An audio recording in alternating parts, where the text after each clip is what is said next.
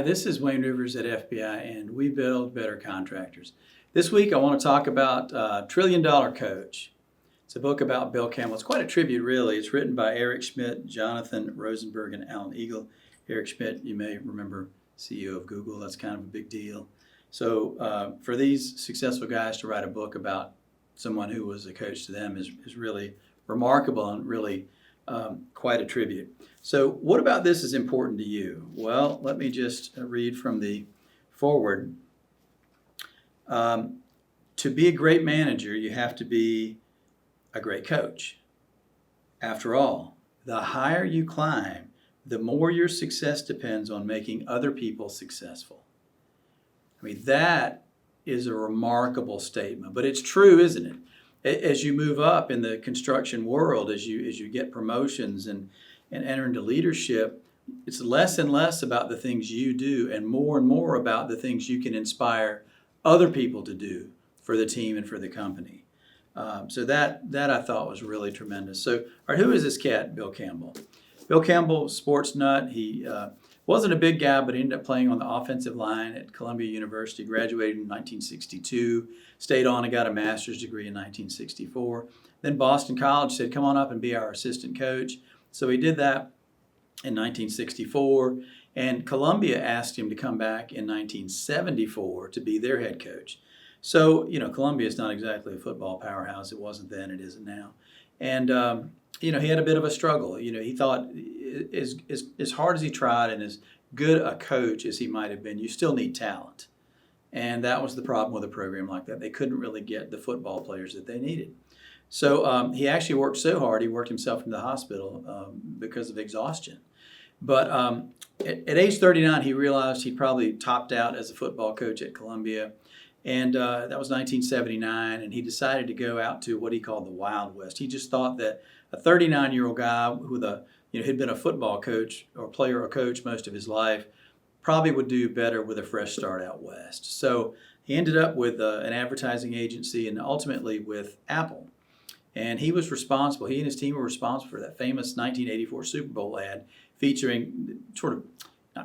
but based on some of the behaviors in the book 1984 by George Orwell. And it probably is the most famous Super Bowl ad of all time. If you're too young to remember it, as many of you are, just YouTube 1984 Super Bowl ad and it'll pop right up. In 1994, at age 60, he was asked to be, that was at age 54, he was asked to be the CEO of Intuit. Pretty impressive. He stayed on until he was 60, 2000. In 2001, a big, really successful venture capital firm brought him on as a coach for their growing entrepreneurial stable of companies. And ultimately, one of those companies became Google. So if you think about it, this guy had tenures at Apple, Intuit, and Google, three of the most successful IT companies of all time. So what made him successful? Why is he considered a trillion-dollar coach? Well, just those three companies alone, he helped create well over $1 trillion of market capital. But what made him successful as a coach? What made him so valued as a human being that these people would write a book to tell his story? Well, he apparently was a very warm guy. He was a hugger, and not just a friendly pat on the back. Apparently he was a bear hugger. And he was genuine. People thought he was really genuine, and he was really, as you might expect from a former football coach, he was really profane, which he thought gave him a competitive advantage because he thought it helped with his genuineness. He thought it helped, even though he had been the CEO of a really successful company, he wanted people to think of him as just another guy.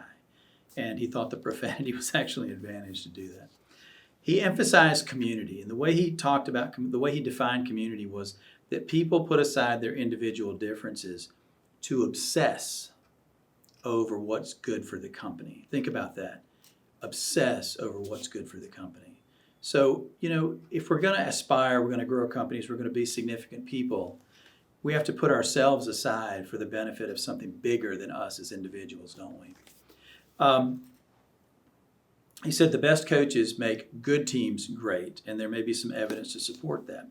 So, what can we glean? What's in it for us? How can we bring this back to our companies and construction companies?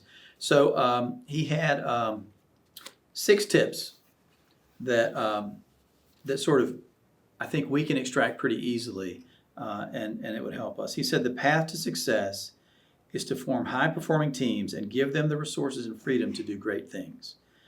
An essential component of high-performing teams is a leader who is both a savvy manager and a caring coach. Now, you've heard many times that there's a difference between a manager and a leader, manager and a coach. And Bill Campbell didn't necessarily believe that. He thought that sometimes you had to manage and sometimes you had to lead or coach. So that's an interesting departure from the conventional business wisdom, isn't it? All right, so here are the 6 tips. First, start your meetings with thank yous. Get personal first. That was a big part of who he was as a person and what made him so successful. A quick anecdote. One time, in the interest of efficiency, we decided to shorten our peer group meetings. And generally on the first night, there's no real formal business agenda. We just get together for social, dinner and social. So we eliminated that.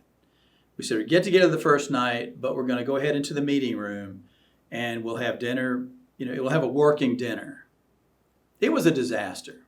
Those groups, they were new groups with which we tried it. There was so little chemistry. And we can contrast that with the existing groups that we had in place where we always, as a piece of the tradition, had the first night social. The elimination of that social was a flop. Those groups were never nearly as functional as the groups that we allowed to start with the personal. So I think he's brilliant in that respect. And as you've heard me and Dennis talk about before, we always start our meetings with appreciation. So it's about people first, plenty of time to get to the business aspect later. The second thing, you've got to make your people feel valued. And he gave 6 specific tips for doing that. Active listening was the first thing. We're not always great listeners as leaders. Paying attention, you can't actively listen if you're not paying attention. Free your people, remove the friction from their jobs and their interactions. Free them up to do the things they're capable of doing. Give them the right tools, that's the 4th one. 5th, encourage them. Grow the people, and inspire them to go onward and upward. And the 6th and final thing is think about their well-being. And that's a big term. Well-being is a lot more than just how they're feeling about the company, how they're doing in their job. It's their life, it's their family, it's their home life, it's what they do outside of work. So focus on people's well-being, not just, you're getting the job done or not. Okay? All right, 3rd tip. My wife used to hate this when I did it. Use the Socratic approach. Don't tell people. Ask people questions. Now, my wife had been exposed to the Socratic approach in law school. That's the way a lot of law school professors do their jobs. And I thought it was more effective raising children. Instead of saying, go clean your room, what are you going to do today? Well, what do you think, chores might be good and to help your mom? And sort of, I didn't want to tell them what to do. I wanted them to come to conclusions on their own. And I thought it was a way to help mature. It's a good business practice. The Socratic approach, don't tell, ask. It just works better in my opinion. The 4th thing, recognize your job as the leader.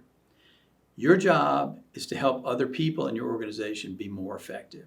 And Bill Campbell thought that 1 + 1 can be greater than 2. That's what he was trying to get at there.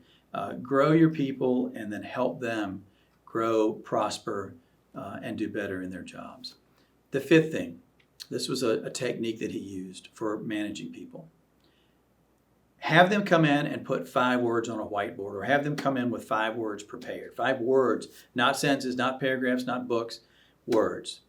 And that will help you assess how they're investing their time and how they're prioritizing themselves and their jobs. So those 5 words, it could be trouble, it could be project, that will help you ascertain how they're prioritizing their energy, their time, and where they're focusing their attention. And the 6th thing that he said is that peers are the most valuable evaluators. You've heard us talk about 360-degree reviews for leaders and things like that. Peers are the most valuable evaluators. Now, I've just come from my peer group meeting, and obviously we run peer groups, and I believe 1,000% that peers are the most valuable evaluators. he said that peer relationships are critical. So 6 tips from Bill Campbell, the $1 trillion coach. Maybe we can be $200,000 coaches or $1.7 million coaches. I don't know. But let me hear from you. What has worked for you in your construction company in terms of coaching people, helping people rise and get to the next level? Maybe there's an inspirational tale you can tell of someone that you gave freedom and room to, and they not only hit the targets, they exceeded them. So we'd like to hear from you. This is Wayne Rivers at FBI, and we build better contractors.